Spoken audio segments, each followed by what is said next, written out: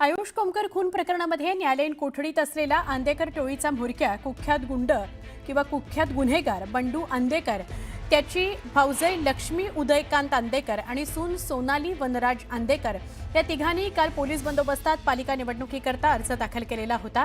पण हा अर्ज अर्धवट भरलेला असल्यानं तो स्वीकारण्यात आला नाही. त्यामुळे आंदेकर उद्या पुन्हा अर्ज दाखल करण्याची शक्यता आहे.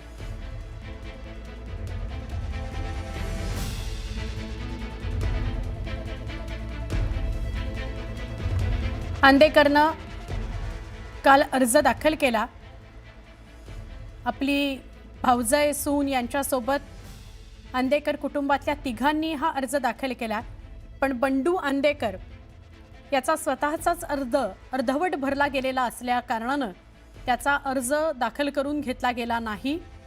त्यामुळे आता कदाचित आज किंवा उद्यामध्ये तो पुन्हा एकदा अर्ज भरेल अशी शक्यता व्यक्त होते. उद्या पुन्हा अर्ज भरण्याची शक्यता व्यक्त होते. गुंड आंदेकरचा अर्ज सुद्धा